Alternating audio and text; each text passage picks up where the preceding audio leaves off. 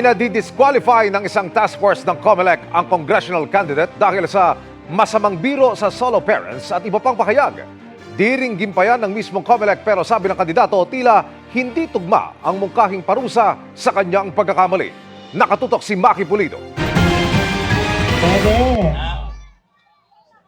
Dahil sa kanyang nakakabastos na biro sa mga babaeng solo parents at paghusga pa sa hubog ng isang tauhan, naghain ng petition for disqualification ng COMELEC Task Force SAFE laban kay Attorney Christian Ian Sia, congressional candidate ng Pasig.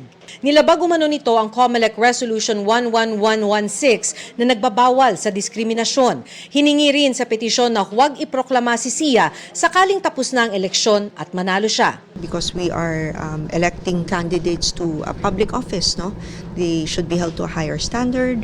Diringgin pa ng COMELEC ang hiling ng kanilang task force. After its raffle, magkakaroon po ng pag-aaral yung division and mag-i-issue po ng summons sa kanya or directive. Yan po ay parte ng due process kung saan papakinggan din naman po si Attorney Sia. Sabi naman ni Attorney Sia, sasagutin niya ang petisyon kapag nasilbihan na siya ng kopya.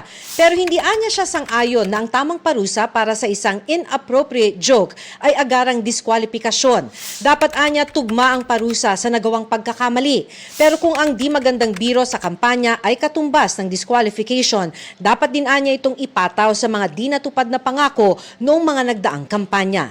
Para sa GMA Integrated News, Maki Pulido, Nakatutok, 24 Oras.